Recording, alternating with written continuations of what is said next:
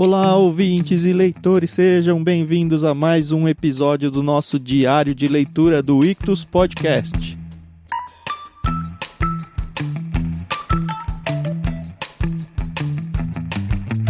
Nós estamos no meio, aliás, não no meio, né? Muito longe do meio da leitura dos Irmãos Karamazov de Fyodor Dostoiévski. Eu sou o Thiago André Monteiro, @vulgutan no Twitter. Estou aqui com a minha amiga Carol. Tudo bem, Carol?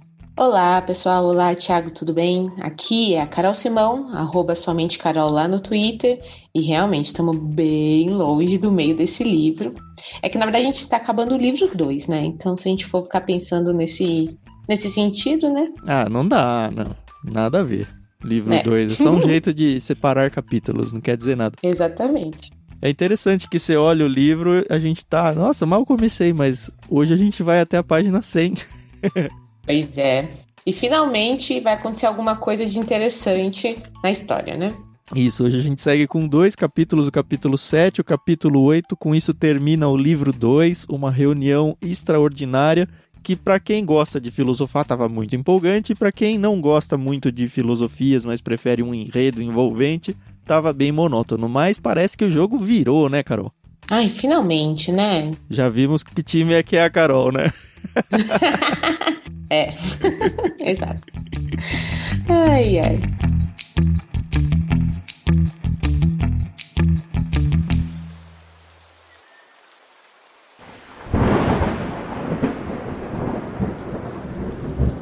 Então, capítulo 7, que é o Seminarista à Revista, né? O título nessa versão que nós estamos lendo. Traz aí o fim daquela primeira parte que eles se reuniram com o Zósimo, né? Aquele padre, mestre. E a gente terminou com aquela cena, né? Dele caindo aos pés do Dmitri. E aí o Alyosha levando ele até a sua cela. É engraçado, né? Que fala cela, mas na verdade é um quarto, né? Que se você for pensar, a cela é de prisão, né? É, mas é que é um contexto todo monástico, deve ter uns termos diferentes. Eu tenho acesso a 4 traduções dele aqui em casa, seja e-book ou físico, e é interessante que cada um vai mudando. A gente está lendo agora na edição da Martin Claret, que foi a que a gente mandou no kit. Sei lá que mês que a gente mandou, mas enfim, recentemente a gente mandou no kit. E eu tenho a edição dela, eu tenho a edição da editora 34, eu tenho uma edição antiga da Abril, e no Kindle Unlimited ele tem uma que eu não me lembro qual é, e eu já tinha comprado uma coleção de livros do Dostoiévski também em e-book, e cada uma é diferente. Eu comecei a tentar ler um pouquinho em cada uma, até para tentar ler na cama, né, com o e-book e tal, mas esse do... Eu não consigo dizer se a tradução é melhor, porque, enfim, é do russo, né? E a gente não tem nenhuma referência sobre isso. Mas a fluência de leitura, essa edição da Martin Claret, assim, tá muito à frente de todas as outras que eu... Pelo menos as que eu mexi. O que me surpreendeu, porque eu sempre ouvi muitos elogios à editora 34. Mas, enfim, fica a dica aí se você tá pensando, qual que é a edição que eu pego. Se você tá atrás de fluência, vai na da Martin Claret, pelo menos nos que a gente pegou por aqui. O único ponto negativo desse livro é o peso dele, né? Então não é um livro que você consegue ler no ônibus, por exemplo, ou você tem que estar sentado, no mínimo. Eu leio na rede com ele, tranquilo. Então. Como diz o Daniel, sou mais forte que o Hulk. Ai. Bom, vamos depois lá. dessa... Bom, o Alyosha leva o mestre até a cela dele, né? E lá eles têm uma conversa muito interessante. Primeiro que o Alyosha não entendeu por que ele agiu daquela forma com o irmão mais velho, né? O Dmitri, por que ele se prostrou. E ele fala, até tem uma parte que ele fala, se ele não me disse, é porque ele tem as razões dele, né? Ele já conhece o mestre o suficiente, né? Ele tá curioso, mas ele nem pergunta. Isso. E o que ele, na verdade, conversa com o mestre é sobre a própria vida, a vida pessoal do Alyosha. E o mestre fala para ele, olha, você não vai ficar aqui no mosteiro, essa vida aqui não é para você, você vai sair daqui, você vai arranjar um trabalho e você vai se casar. É o que te faz pensar, né, caramba, ele tá ali, quer ser celibatário, né, mas não é uma vida para qualquer um, né. Inclusive o mestre faz várias profecias sobre a vida do Alyosha, né. Eu achei interessante, ele diz que ele vai sofrer, né, deixa eu pegar o trechinho aqui. Aí ele diz, você vai experimentar grande dor, ao mesmo tempo será feliz. Essa é a sua vocação, buscar a felicidade na dor. Trabalhe, trabalhe sem parar, lembre-se de minhas palavras. Ainda conversarei com você, mas meus dias, minhas horas estão contados. Então o mestre já está antevendo a própria morte. E ele está falando, olha, assim que eu morrer, sai fora do mosteiro, o Aleotia. Isso mesmo. Ele fica meio incomodado com isso, né? Ele não esperava, talvez. Eu não sei se ele tem muita vontade de estar lá ou se ele está lá só por causa do mestre, de verdade. Não está muito claro isso para mim ainda. Mas fala que o Aliotti acreditava cegamente nas palavras do mestre. Então, ele sabia que o mestre ia morrer. E é o que eu acho interessante, né? Essa parte me lembrou até aquela parte do filme do Matrix, quando o Neo vai conhecer a Oráculo. Que a Oráculo vira e fala assim, cuidado com o vaso, mas não se preocupe. E aí ele fala, que vaso? E aí o vaso quebra. Aí ele, eu sinto muito. E ela, não, eu falei pra você não se preocupar. E aí ela fala até uma parte assim, o que vai realmente te deixar encafifado se eu não tivesse falado nada, você iria quebrar o vaso? E eu tô falando isso por quê? Porque o Aliotia, ele acredita cegamente no que o mestre tá falando. Então, será que ele acredita que ele vai sofrer, mas que ele vai ser feliz, que ele não deveria ser padre, por exemplo, porque o mestre dele tá falando isso pra ele? Não sei, eu fiz uma pequena... Legal, eu não tinha pensado isso, mas... Olha aí, pra quem não gosta de filosofar aí, hein, Carol? Até quando não tem, você vai atrás, parabéns. Não é? Obrigada. Porque às vezes a gente toma decisões baseadas na opinião dos outros, mas será que era isso mesmo? Que você faria se aquela pessoa não tivesse dito isso ou aquilo? Não sei, é tudo pra gente filosofar, como o Thiago falou, mas eu fiquei pensando nisso. O Aliotti, então, sai lá da cela do mestre, né? Tá meio assim, chateado, mas tá na dele, e ele encontra um outro seminarista, que é o Rakitin, né? É um personagem que eu não me lembrava, mas depois ele começou a ficar tão importante nesse capítulo que eu falei, acho que eu já vi esse nome, eu fui atrás. E de fato ele já tinha aparecido no livro. Ele era aquele seminarista que era amigo do Aliotia. Lá no começo falou que de todo mundo do mosteiro tinha uma pessoa que era muito próxima dele e que os dois confiavam um no outro e conheciam bem um ao outro. Na minha cabeça eu construí ele como um seminarista exatamente igual ao Aliotia, novinho também. E de fato parece que é mesmo. E aí o Rakitin tá esperando por ele para eles irem para aquela refeição lá que todo mundo foi convidado. E a gente tinha visto que o pai do Aliotia tinha ido embora, mas eu falei, eu acho que ele não vai, acho que ele vai voltar. Vamos ver. Pois é. E esse Rakitin, pelo visto, ele só demonstra a verdadeira personalidade dele pro Aliotia, né? Porque até então ele tinha se mostrado todo caladão. Pelo menos a gente não tinha visto nada da personalidade dele. Mas aqui, nesse diálogo que ele vai ter com a Aliotia, nossa, só por Deus, viu? Que carinha. Nossa, ele fala mal da família, ele fala mal pra caramba do pai do Aliotia, ele fala mal do Ivan, parece que ele tem uma rixa muito grande com o Ivan. E, enfim, ele vai falando, é interessante essa conversa. Na verdade, ele fala mal até do próprio Alexei, né, o Aliotia. Ele fala, olha, você é um santo do pau oco, né? Eu conheço, você tem sangue Karamazov, você é safado. Você é sensualizado pelo fato de ser um Karamazov. Você diz que é virgem, diz que é celibatário, mas você luta contra a luxúria e eu sei disso. E pior que o Alexei, ele fica na dele, né? Em vez de... Porque, na verdade, deve ser real, né? Essas acusações, né? Mas o que eu acho mais interessante é que a gente finalmente descobre o que foi dito nos capítulos anteriores sobre a mulher amada do Dmitri, né? Primeiro que ela ganha um nome, né? Sim. Não, a gente já sabia o nome de uma, né? A Caterina lá. Isso, e tanto que eu, pelo menos, achei que fosse ela o fruto da briga entre pai e filho, além do dinheiro. Mas não é... Não é ela. É um triângulo amoroso, né? Não, ia ser uma bagunça. Daqui a pouco a gente explica essa bagunça. Mas o Dmitri, ele é noivo dessa Caterine. Que ela é filha de um cara ricão, né? Isso, um coronel. Ela é nobre, tem dinheiro. Ela é bem socialmente. Porém, o Dmitri está tendo um caso com uma outra moça chamada Grutchenka. E essa Grutchenka...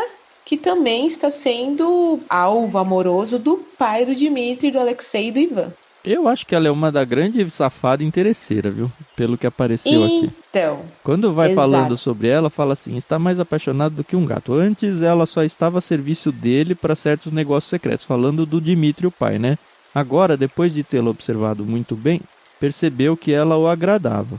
Amarrara-se nela e lhe faz propostas desonestas, é claro. Bom, é aqui que o pai e o filho se chocam de frente. Contudo, Grutchenka ainda se esquiva, hesita e provoca ambos. Coisa bem de mulher, né?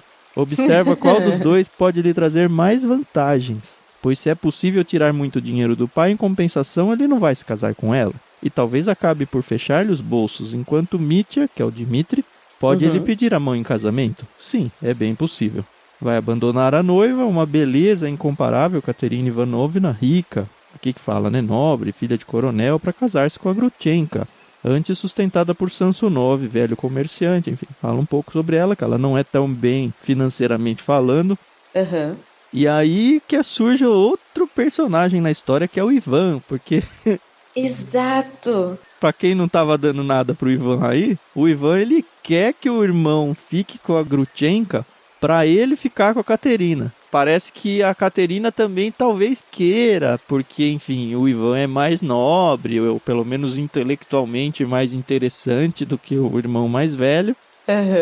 E é interessante ainda que tem nesse angu ainda um caroço que não ficou talvez tão claro, mas para mim até tá, que é o próprio Rakitin.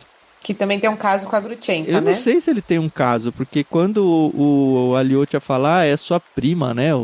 Sua parente, né? Ele fica todo irritado. Ele fala, mas você visita ela direto, todo mundo sabe, e você não faz nada com ela, não tem nada, achei que ela era sua parente. Aí ele fala, não, se eu me encontro com ela, o problema é meu e o assunto não tem que ser discutido com mais ninguém. Mas tem mais gente nesse barulho. Tem, não. O que eu achei interessante é que tudo isso está sendo pronunciado para Alyosha pela primeira vez, né? E ele tá ouvindo isso da boca de um cara que, teoricamente, também está confinado num mosteiro, né? Tanto que quando o Rakitin fala tudo isso, ó, fulano tá com ciclano, mas gosta de Beltrano, o Alyosha fala assim, de onde você tirou tudo isso, né? E aí ele fala assim, ué, você já sabe a minha resposta, você sabe que isso aí já é visível para todo mundo, só você que não vê. E aí o Alyosha, ele fica lá todo, ai meu Deus, como isso pode ser possível? Mas infelizmente ou felizmente é assim, né? Outra coisa aqui é que, eu não sei se você lembra, naquele episódio que o mestre vai se encontrar com as mulheres lá de fora, tem uma que tem a filha Lisa. Isso. E a Lisa traz uma carta pro Alyosha da Katerina. Fala, eu preciso me encontrar com você, porque tem a ver com o seu irmão mais velho e a gente precisa discutir. Então, provavelmente, ela já tá sabendo que ela tá sendo traída. Ou, quem sabe, ela tá querendo ir atrás do Alyosha, sei lá. Mas, na ocasião, o Alyosha falou, eu nunca vi não, né? Eu só vi ela uma vez, por que ela quer conversar comigo? Aí que fala, não, é por causa do seu irmão mais velho, tem a ver aí com alguma coisa dele. Então, mas tem uma parte também que fala assim, a própria Katerina Ivanovna acabará aceitando um encantador como Ivan Fidorovich. Ela já hesita entre ambos. Então, você vê que... É o que eu falei, talvez o Ivan para ela seja mais interessante intelectualmente, dado que ela é interessante financeiramente. Então eles estão tendo porque os dois acabam ficando muito exaltados com esse diálogo, né? O Rakitin muito mais que o próprio Alyosha, principalmente depois que o Alyosha pergunta se a Grutchenka não é parente dele, né? E aí ele ainda fala assim, você perdeu a razão? Não anda nada bem da cabeça. E aí o Alyosha, mas ela não é sua parente? Eu ouvi dizer que era. E aí tem aquela parte que você falou, né? Não, ela não é minha parente, se eu vou lá visitar ela todo dia é porque eu tenho minhas razões. Sim, mas ainda assim tem mais coisas ainda aqui com o Rakitin, porque o Alyosha começa a defender o Ivan, e aí o Rakitin começa a atacar o discurso do Ivan antes, que falou, ele fica aí falando sobre religião, filosofando, mas ele é ateu, nem faz sentido. E aí o Alyosha dá risada, né? Fala, por que você tá rindo? Aí eu falo, não, deixa pra lá. Eu sorri por tolice. Entendo que você se esquente, Mitya. Mitya não Mitya, o irmão mais velho. É o apelido desse amigo aí, seminarista. Percebi pelo seu embalo que gosta de Katerina Ivanovna. E aí, ok. Então talvez o caso dele não seja a outra lá que ele se encontra sempre. É porque ele gosta da Katerina e como a Katerina e o Ivan estão se bicando ali, sei lá. Como os dois estão se gostando... O Alyosha até dá uma cutucada. Ele fala, aliás, eu já desconfiava há muito tempo. Por isso que você não gosta do Ivan, você tem ciúme dele. E ciúme também do dinheiro dela? Ah, vai, diga logo de uma vez. Não, não. Não falei nada de dinheiro, não quero ofender você. Já que fala assim, acredito, mas diabos os levem, você e seu irmão Ivan. Nenhum de vocês entendem. Mesmo se nos esquecermos de Katerina Ivanovna, ele é muito pouco simpático. Ou seja, tem aí mais motivos para o amigo do Alyosha aqui não gostar do irmão do meio do Alyosha, o Ivan. Rapaz, bom, eles estão aí conversando, né? E aí o próprio Rakitin, ele fala, ó, chega, vamos pra cozinha, porque estão esperando a gente, vai ser servida aquela refeição lá, né? Onde, teoricamente, o pai do Alexei não estaria participando. Porém, quando eles estão chegando, aí acontece de tudo, né? E é o finalzinho do capítulo 7, né? Começa assim. O que está acontecendo? Viemos atrasados? Mas eles não podem já ter terminado. Ou será que os Karamazov aprontaram mais alguma? Só pode ser isso. E isso é o Rakitin falando, né? Uhum. Veja só seu pai e o Ivan, que vem atrás dele. Estão fugindo do abade. Veja o padre Isidoro na escada, gritando-lhes alguma coisa. E seu pai está agitando os braços, sem dúvida gritando palavrões. Veja Miossof, que parte na carruagem. Veja o fazendeiro Maximov, que corre como louco. É um verdadeiro escândalo. O almoço não aconteceu. Será que eles bateram no abade? Será que apanharam? Bem que eles mereciam. Rakitin adivinhara. Um escândalo inédito havia ocorrido. Tudo se passara por mera inspiração. E aí você fica, o que está acontecendo? Ah, já tinha cantado a bola, né? Que a gente sabia, o Fyodor, né? ia voltar para esse almoço e ia causar, né? Não tinha por que não ser um livro isso. Tanto que Não o capítulo 8, que é o último desse livro 2 aqui, Uma Reunião Extraordinária, se chama O Escândalo.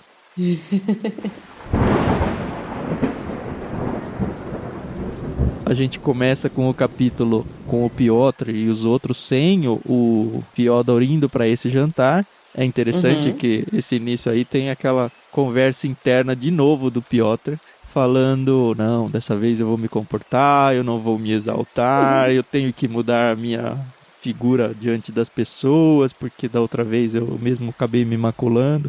Tudo igualzinho conforme ele tinha feito antes de se apresentar para o mestre, né? E aí eu falei, com certeza, né? E aí teve um caso curioso, que quando ele chega lá, o Miossof, que é o Piotr, né? Ele tenta beijar a mão do abade, mas o abade se afasta e não deixa. Mas o Ivan e o Kalganov, que é o outro Piotr, né? Eles conseguem. E aí não explicou isso, mas eu falei, ué, o que será que aconteceu? O que será que aconteceu, né? Aí o Piotr, ele começa não é um monólogo, né? Ele começa a falar, explicar para todos, olha, por que o Fyodor não tá aqui, que ele se portou mal lá, e ele percebeu que ele não seria mais tão bem-vindo no grupo, mas que ele pedia desculpas em nome do Fyodor e tal. O Fyodor, ele vai mencionar ele de um jeito bem interessante depois. Ele fala que ele prefere a nobreza do que a sinceridade, um pouquinho mais adiante. E o Fyodor, ele prefere a sinceridade em vez da nobreza. Mas é isso, o Piotr é todo politicão e tal, e não acredite muito nas palavras dele. Mas enquanto ele está fazendo esse discurso todo bonito, né, tentando ajeitar sua imagem, quem entra? O próprio Fyodor. Ele estava indo embora, ele estava chegando já no transporte dele, lá, uma carruagem, sei lá. E aí ele fica pensando, mas por que raios eu vou embora, né? Eu já causei lá, eu já tinha até usado como argumento de que eu era autêntico, de que eu fazia isso para ver se as pessoas me aceitavam ou não e tal. Eu vou voltar. É muito da cabeça dele, né, safado? Ele volta. Aí ele aparece. Muito engraçada a aparição dele.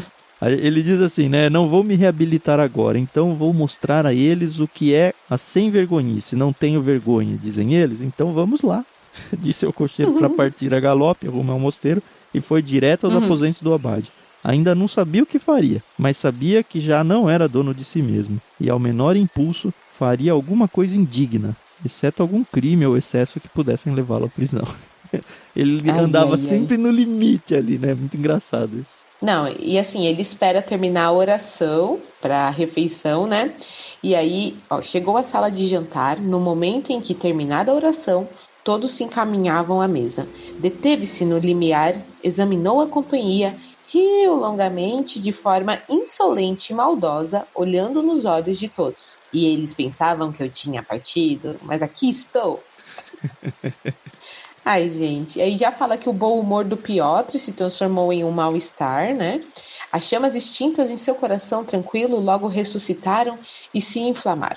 E aí já começou, né? Já começa começou a causar tudo. O Piotr sai todo do protocolo que ele tinha se autoconstruído lá, e aí ele se irrita tudo de novo.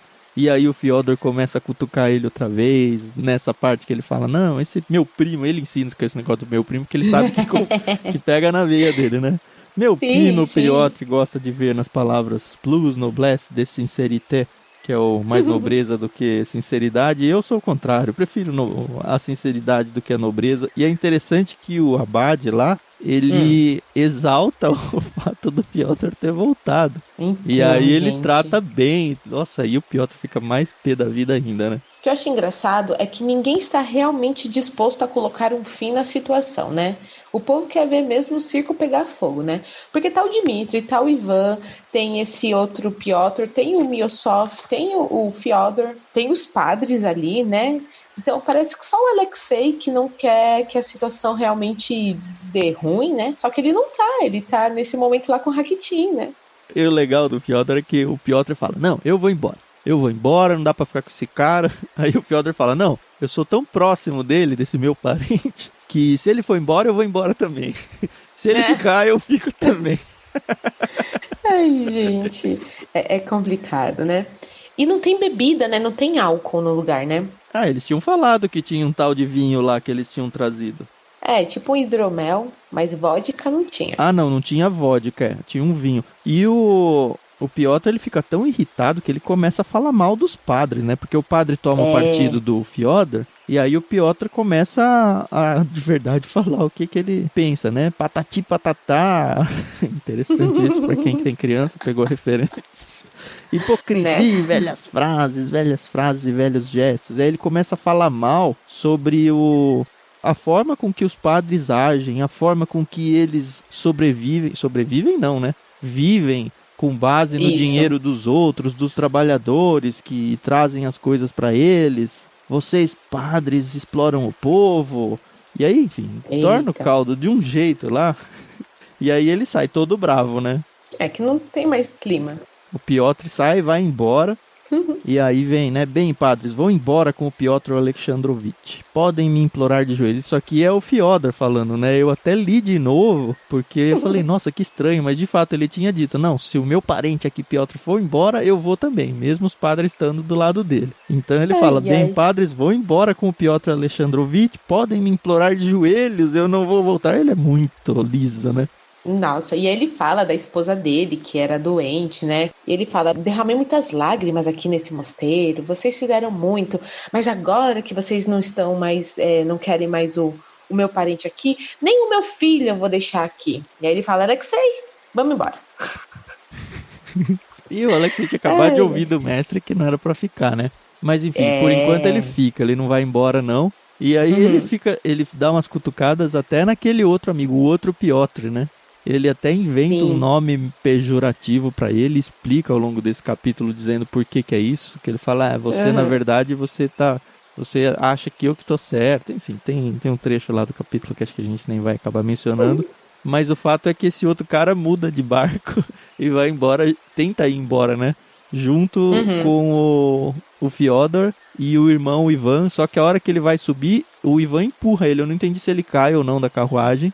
Então, não chega a cair, mas o Ivan empurra ele e ainda fala que se não caiu foi por um mero acaso.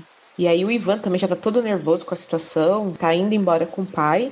E aí o próprio Fyodor pergunta, né, por que você fez isso? E aí o Ivan falou assim, você causa tanto lá no mosteiro e agora você fica bravo porque eu empurrei o cara, né? Qual o seu ponto, né? E aí vai todo mundo bravinho pra casa, ninguém falando mais com ninguém. O Fyodor tentando conversar, mas o Ivan, bravo, não quer saber de conversa. E, enfim, estão chegando em casa e acaba o capítulo. Não, mas calma. Antes de chegar em casa, o Fyodor, ele ficou calado, né? Daquele jeitão lá, o Ivan tava bravo com ele. Aí ele falou assim, quando chegar em casa a gente vai beber. Foi isso que eu precisava dizer. Porque o cara, ele não tá nem aí. Ele não tá nem aí. Não, mas antes dele entrar de volta no almoço lá, ele já falou, não, eu vou lá pra causar, é isso que eu faço.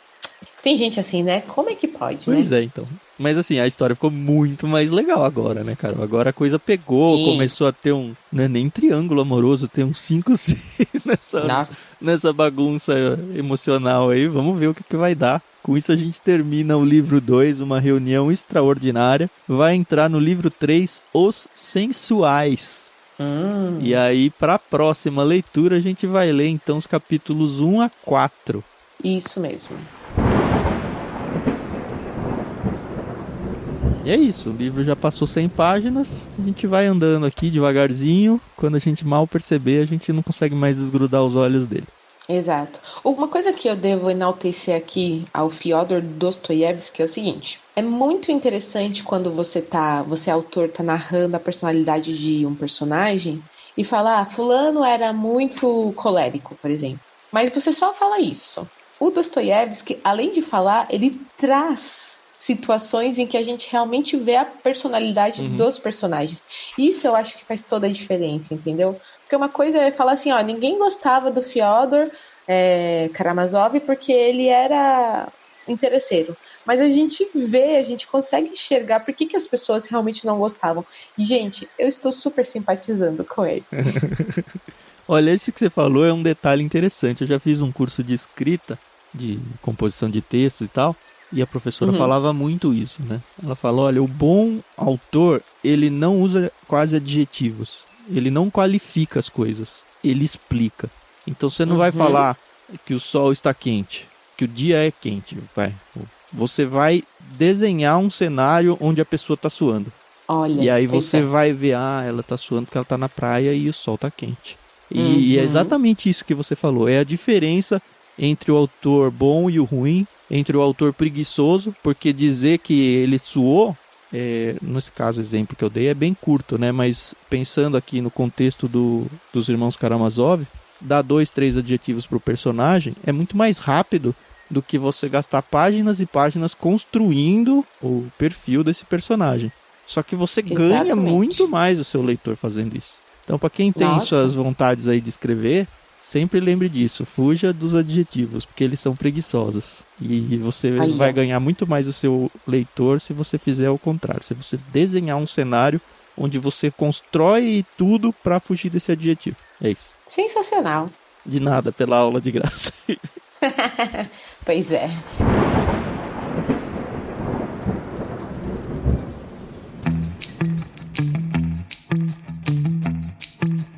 E assim a gente termina o dia de hoje. Se vocês estão gostando, não se esqueçam de mandar esse áudio para um amigo seu, uma amiga, indicar, fazer seu comentário lá no canal do Telegram. É bem legal a gente ver a interação do pessoal, né? E a gente sabe que esse não é um livro assim tão rápido que realmente vai gerar várias opiniões, e é isso que a gente quer. Eu gosto aqui porque o Thiago tem uma opinião, eu tenho outra, a gente vai complementando o pensamento, a linha de raciocínio, e isso que é enriquecedor. E você que tá lendo com a gente tem outra ainda, e é pra você entrar no Telegram e contar isso pra gente ir discutindo juntos lá. Isso mesmo. Então, acho que é isso, né? Só pra encerrar, a gente sempre menciona os nossos Twitters, eu, @vulgutan, ou somente Carol. Mas a gente nunca fala das redes sociais do clube, né? A gente tá em todas elas praticamente como @Clube Ictus. Então segue a gente lá, a gente tá sempre postando o que a gente tem feito de novidades ou alguma coisa interessante que pode interessar pra você. @Clube Ictus, então, @Vulgutan pra mim e @somente Carol pra Carol. E até o próximo dia da nossa leitura. Valeu, galera. Aí, até mais.